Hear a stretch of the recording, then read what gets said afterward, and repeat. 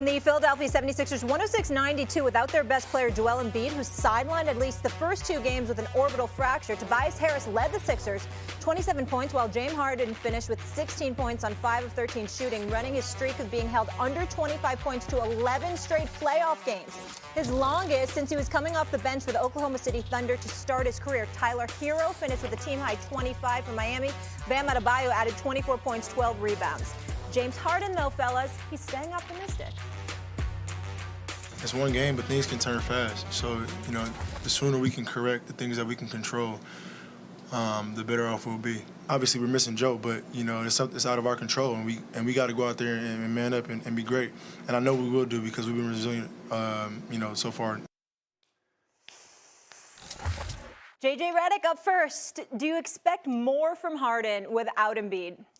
I don't know why we would expect more from Harden. He's shown over the last year and change that this is the player he is. But at this point of his career, he's a facilitator, he's a playmaker, but he is not the volume scorer that we saw in Houston.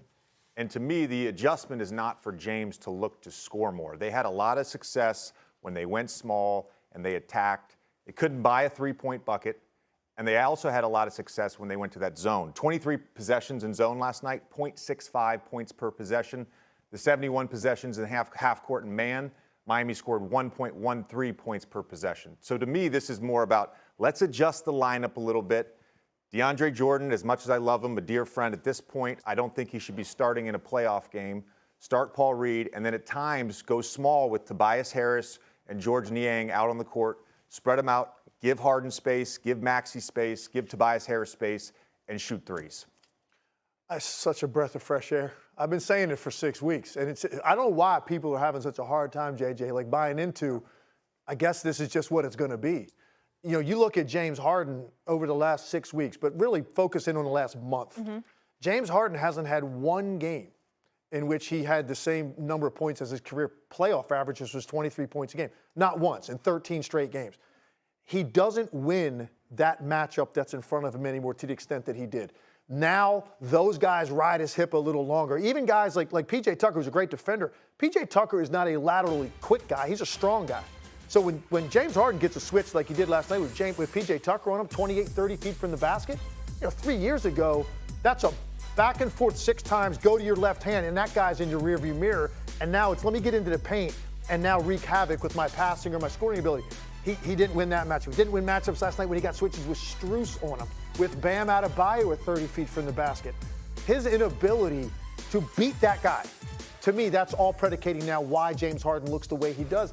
And that's not going to change night to night, especially without Embiid, because Miami's got guys sitting in his lap. They're just waiting. They're daring Danny Green and Niang and Korkmaz. Go ahead. Can you guys make shots to beat us? If so, we'll adjust to that. Last night, to JJ's point, 6 for 34 from the three. You're not helping James Harden at all if you're not making shots as role players.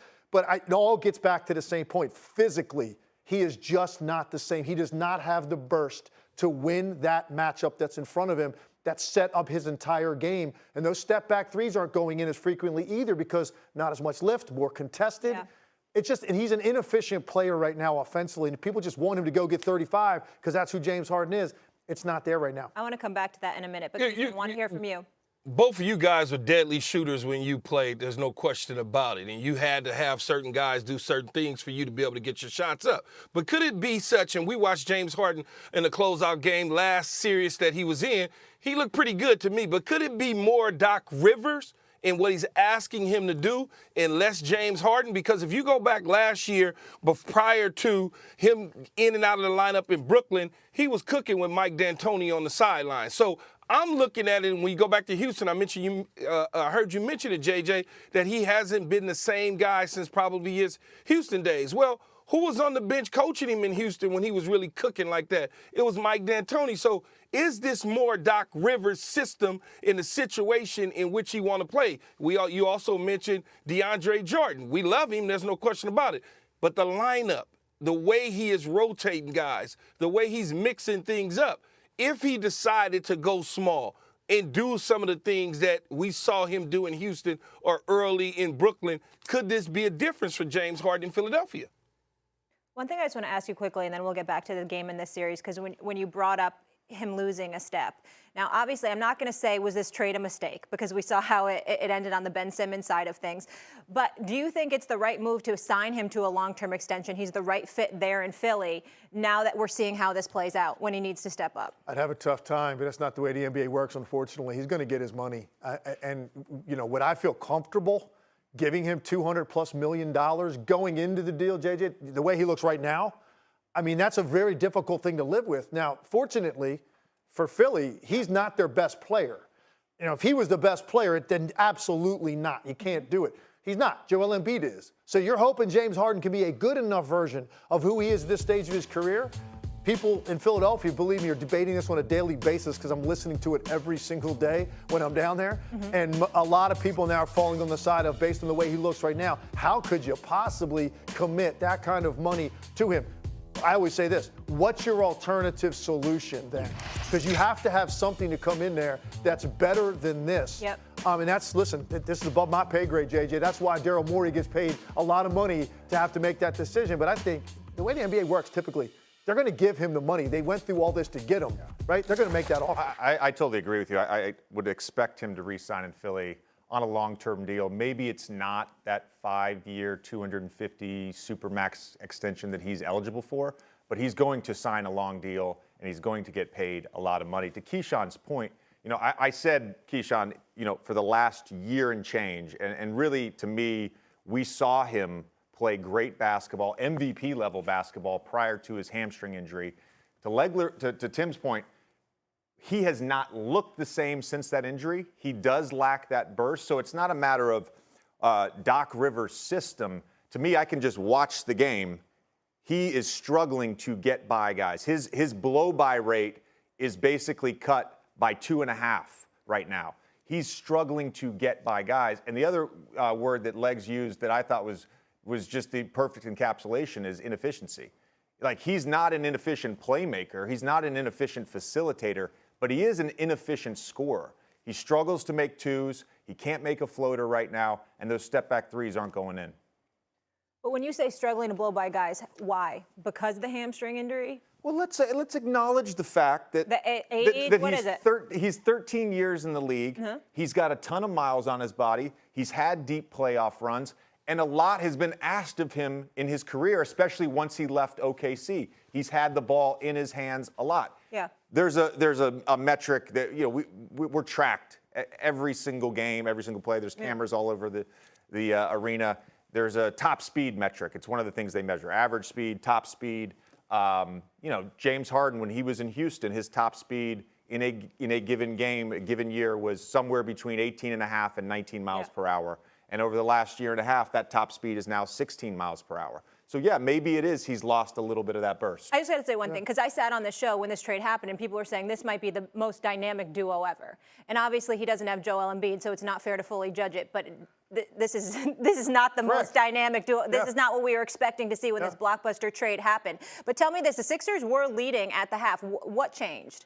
For me, it was Miami just at halftime. I think Eric Spoelstra, I'd love to have been in there to hear what he had to say to his team, because I thought second quarter, they were not playing very physically defensively. They were not committing the extra energy they had to against a team shorthanded like this. You saw that in the third quarter.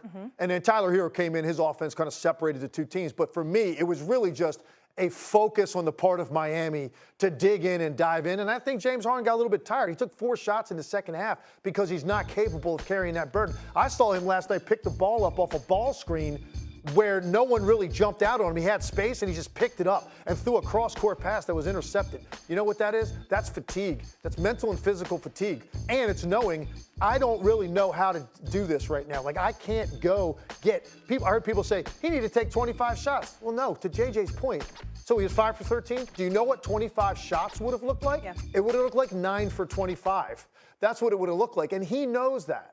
And so as a result, he's trying to balance playmaking and scoring. The problem is right now, without Embiid, they don't have other guys on the roster except for probably Maxey. And I said going into the game last night, if we're talking about James Harden first, You did. I said that's a bad sign if he's the headline. You said we have to be talking If about Maxey's the headline, it's a great sign, because the only reason Maxey would be the headline is because he went for 35, played out of his mind, and helped them maybe get a win or at least hang tight late. Yeah.